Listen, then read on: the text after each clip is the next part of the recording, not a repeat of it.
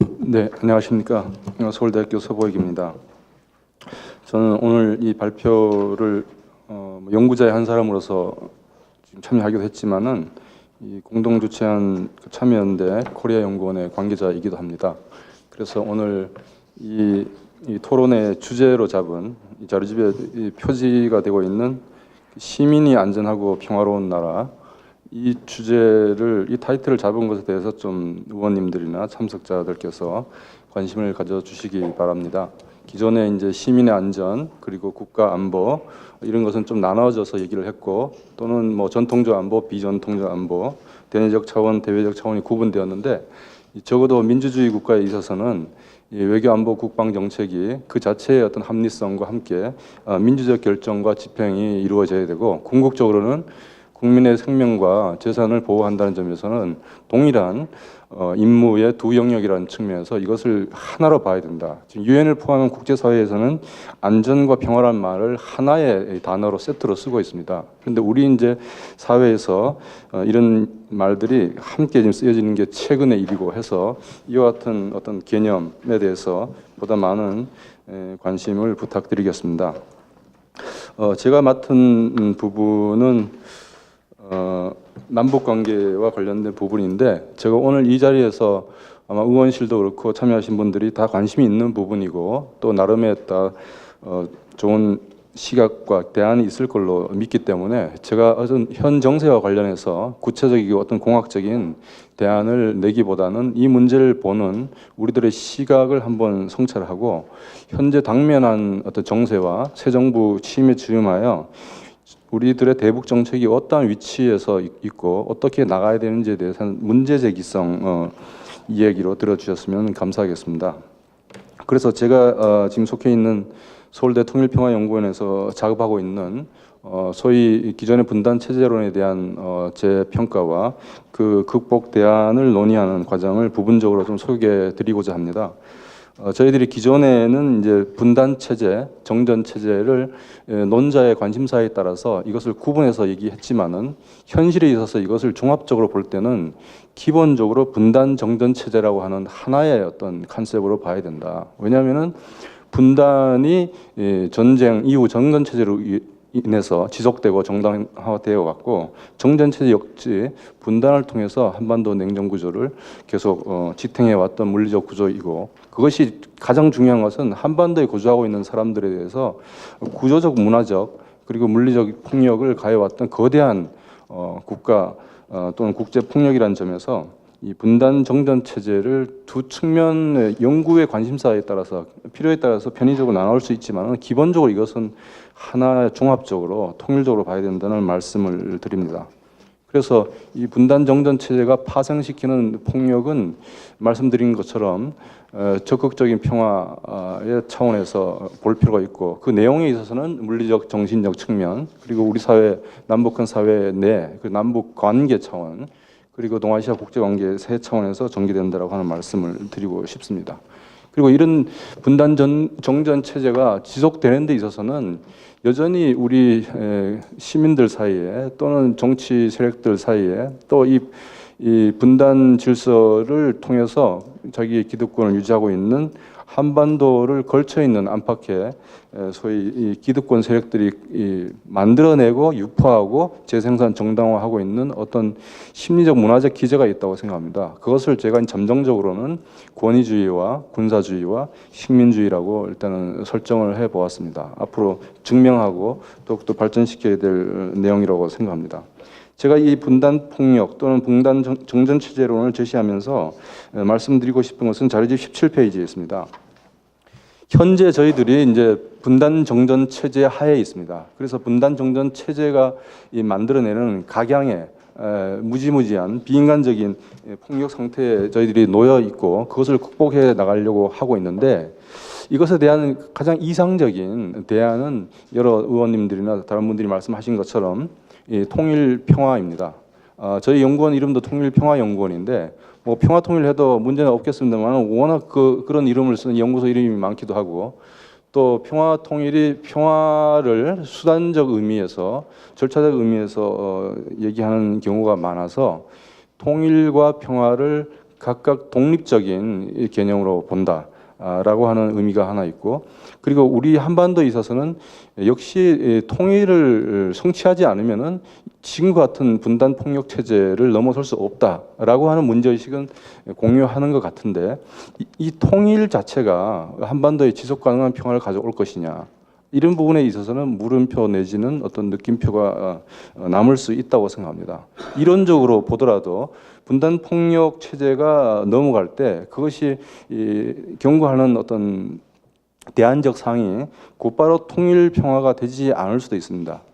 비핵화와 평화 체제를 통해서 우리가 지속 가능한 평화를 가져오고, 남북한이 남북 연합이나 경제 공동체를 통해서 결국 최종적인 어떤 결과로서의 통일을 가져올 수도 있지만, 그 사이에서 그렇지 않는 경우가 있을 수 있다는 것이 우리가 전략적인 차원에서 여러 말을 해왔지만은, 이 분단 폭력의 어떤 대안적인 경로를 얘기할 때 두 가지 경우의 수를 더 생각해 볼 수 있겠다. 첫 번째는 분단 평화입니다. 남북이 과연 통일이 가능하냐? 남북한의 두 분단 세력이 또는 그 어떤 집행 세력으로서 분단 정권이 과연 이 통일을 지향하는 과정에서 서로 연합하고 협력할 수 있느냐? 오히려 그것을 이용해서 자기 어떤 기득권을 계속 재생산해 온 거 아니냐? 오늘도 오면서 뭐 페이스북을 봤는데, 뭐 몇 년 전 얘기입니다만 힐러리 클린턴이 대통령 후보 시절 때 미국은 한반도 통일을 원하지 않는다. 북한이 일정하게 지금 도발하는 것은 우리가 용인할 수 있다. 중국을 견제하는 효과도 있으니까, 뭐 이런 얘기를 하는데, 그러면서 중국도 같은 입장일 것이다, 이런 얘기를 하고 있습니다. 이것이 과연 주변 국가들만일까?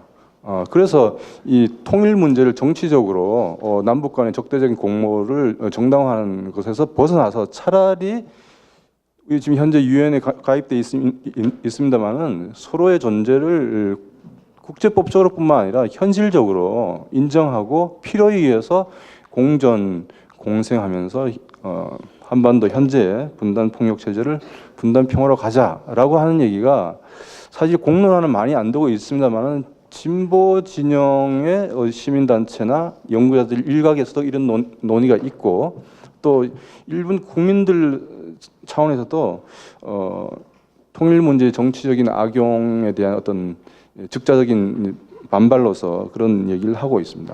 그다음에 또 다른 경우는 통일이 되더라도 이게 평화가 아니라 또 다른 폭력이 될 수 있겠다. 통일 폭력이라고 하는 가능성도 생각해 보아야 됩니다. 우리 사회 내에 있어서 북한을 내부 식민지화하거나 또는 어떤 경제적인 계급적인 갈등 구조를 한반도 전역으로 확장시키는 이런 통제되지 않은 상황이 있을 수 있고, 또 이것이 주변 국가들과의 어떤 외교적 어떤 군사적인 마찰 가능성도 배제할 수 없습니다. 이런 것들을 우리가 어떻게 예단하면서 또 통제하고 그걸 극복할 수 있는 것을 생각할 때만 우리가 통일 평화라고 하는 것을 얘기할 수 있겠다는 생각을 갖고 있습니다. 그래서 또 하나는 현재 작금의 정세가 우리가 기존에 가졌던 비핵화와 평화 체제의 어떤 선순환 구도라고 하는 틀 속에서 포괄적 구도 속에서 단계적 접근하면은 가능하지 않겠냐 생각하는데, 저는 북한이 핵 능력을 상당 수준 갖고 있고 그것을 내려놓을 수 있는지, 뭐 우리가 몇 년 전에 그런 논의를 했지 않습니까?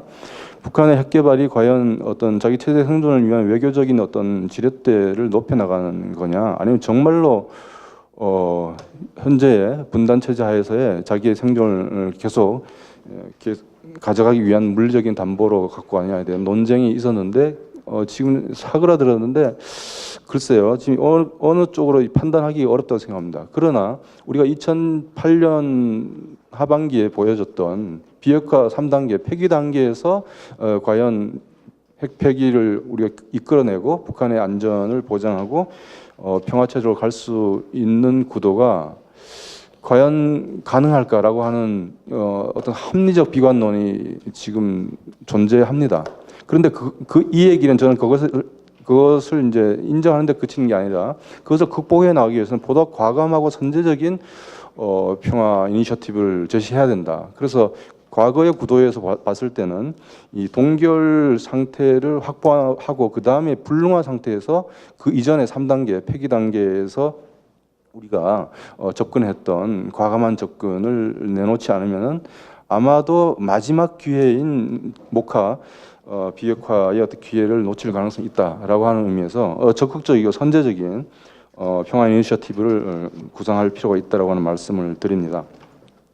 지금 남북 관계 복원에 있어서는 지금 자료집 20쪽에 있습니다만은 접근 방향은 여기에 계시는 분들은 다 동의할 것 같습니다. 어떤 문제든 간에 대화와 협상으로 푼다. 그리고 인도적 문제를 우선 해결한다. 그리고 세 번째, 정경 분리와 민간 역할 분담을 통해서 협력을 해나간다. 남북 협력과 국제 협력을 조화시켜 나간다. 그리고 제가 추가하고 싶은 부분이 기존의 합의 또 이행하는 것들을 누적적으로 해서 그것이 정말로 돌이킬 수 없고 조금씩 이행해 왔던 것을 발판으로 삼아서 더 큰 목표로 나아가는 이런 점진적이고 비가역적인 어떤 접근을 어떻게 해나갈 거냐도 과제일 것 같습니다. 물론 세 번째, 네 번째 포괄 접근 방향에서 정경 분리가 가능하냐라고 하는 질문이 가능할 수 있고 이 부분에 있어서는 저는 어렵다고 하는 점은 제가 알고 있습니다만은 그럼에도 불구하고 우리 개성공단 사태나 이런 것들 봤을 때 일정한 영역에 있어서는 소위 경제적 접근의 어떤 자율성을 우리가 확보하지 않으면은 남북 갈등의 어떤 버퍼존을 우리 스스로 최소화하는 거기 때문에 제가 제안을 드리는 말씀이고 네 번째 남북 협력과 국제 협력의 조화 부분에 있어서도 DJ 정부 때부터 지난 박근혜 정부 때까지 그 경중이 상당히 오락가락했었습니다. 이 부분에 대해서도 다시 한번 또 정리할 필요가 있다고 생각을 합니다. 22쪽부터 있는 정책 제안은 평화건축센터에서 지난 대선의 즈음에서 만든 안을 제가 조금 이렇게 가다듬었습니다. 크게 남북 교류 협력과 협력 인간 안보 측면인데요.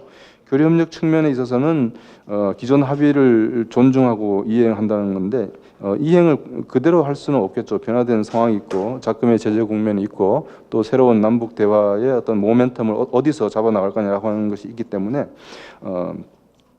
고려될 사항이 있고요. 그리고 남북 당국과 회담을 정례화하면서 그 과정에서 인도적 문제 해결은 우선적으로 해결한다. 이것을 통해서 남북 간 신뢰를 조성하고 대결을 최소화하는 그런 전략적인 의미로도 삼을 수 있겠다. 이것은 지난 박근혜 정부 하에서도 인도적 문제는 우선적으로 또 무조건적으로 해결한다라고 하는 것이 적어도 담론상에 있어서는 제시됐기 때문에 국민적인 콘센서스가 있다고 생각합니다.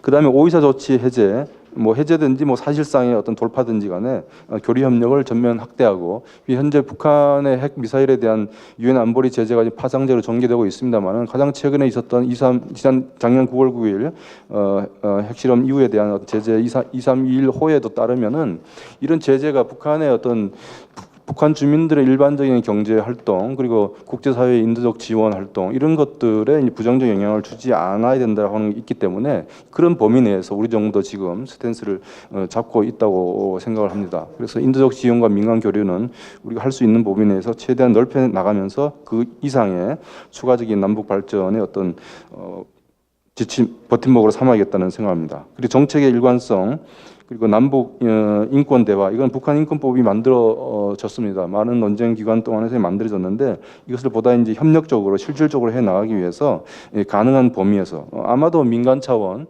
여기는 학술이든지 아니면 국회 차원도 가능할 것 같습니다. 어떤 특정한 주제를 갖고서 대화의 인권 개선의 어떤 모멘텀을 살려나가는 것이 중요하겠고 그다음 마지막으로 협력 안보 인간 안보를 했던 것은 이 전통적인 어떤 군사적인 신뢰 구축 이 부분에 있어서는 기존에 합의되었던 또 부분적으로 이행했던 서해상의 우발 충돌 방지 노력, 군사적 긴장 완화, 그리고 14선언 상에서의 서해 평화 협력 지대를 살려나가되 거기에 생태적인 개념을 더 넣자. 이것이 이제 남북 관계 한반도 평화에 있어서 적극적 평화를 구현해 나가는 하나의 어떤 실험이 될 걸로 생각합니다. 마지막으로 제가 이제 덧붙였던 것은 이 네 번 끝부분입니다. 분단 폭력을 치유하고 삶의 질을 향상시켜 나가는 인간 안보 협력을 증진해 나간다라고 하는 것입니다. 우리가 이제 제가 좀 너무 협의하게 이해했는지 모르지만은 여야 간의 어떤 대북 정책을 둘러싼 논쟁이 기존의 남북 합의 또 해당 정권의 대북 정책에 대한 찬반 양론으로 갈려져 있는데 이 갈등을 최소화하고 콘센서스를 넓히고 북한에 대한 설득력을 우리가 제고시키기 위해서는 이 대북 정책에 있어서 사람 지난 대선 때도 무슨 뭐 저기 뭐 노동 정책인가요? 무슨 4차 산업혁명에 사람이 뭐 없다 이런 얘기도 어느 후보가 얘기했는데 이 분단 극복 대북 정책에 있어서 사람이 들어가야 된다는 거죠. 왜 분단을 극복하려고 하느냐? 이게 한반도에 거주하고 있는 모든 사람들이죠. 외국인 노동자나 뭐 다 포함되지만은 그래도 분단에 의해서 가장 직접적으로 일차적으로 피해받는 사람들 받아왔던 사람들에 대한 배려가 일차적으로 대북 정책이 있어야 되고 그것이 저는 이제 인간 안보 협력이라고 하는 것, 접경지대라든지 이산가족 관련자들이라든지 뭐 납치자 문제라든지 이런 분들에 대한 어떤 관심을 우리가 남북한 협력의 어떤 발판으로 삼아야 된다. 인도주의 구현은 물론이고요. 제가 마지막 생각을 25쪽 결론에 있는데 첫 번째 문단만 읽고 마치겠습니다. 분단 정전 체제의 장기성과 경고성, 그에 따른 분단 폭력의 다차원성을 감안할 때 통일은 반드시 평화롭게 이루어져야 할 뿐만 아니라 통일 코리아가 평화국가로서의 정체성을 분명히 해야 할 것입니다. 그럴 때 통일 코리아가 동아시아 평화에 기여하는 촉진자 역할을 할 수 있겠죠. 국가주의, 민족주의 통일로서는 그 유용성이 다했고 그 폐해가 누차 확인되어 왔습니다. 그런 점에서 향후 남북관계는 민족 화해, 동질성 회복만이 아니라 공동이익 실현의 동반자 또는 지속 가능한 평화의 공동이해 당사자로서의 프레임 재설정이 필요한지도 모를 때입니다. 한국의 통일 정책은 이제 평화주의 노선에 입각하여 재구성해야 하며 그 비전은 평화공존, 평화공영, 평화통일의 경로를 거치며 구체화될 것입니다. 이름하여 평화주의적 통일이라 할 수 있겠습니다. 마치겠습니다.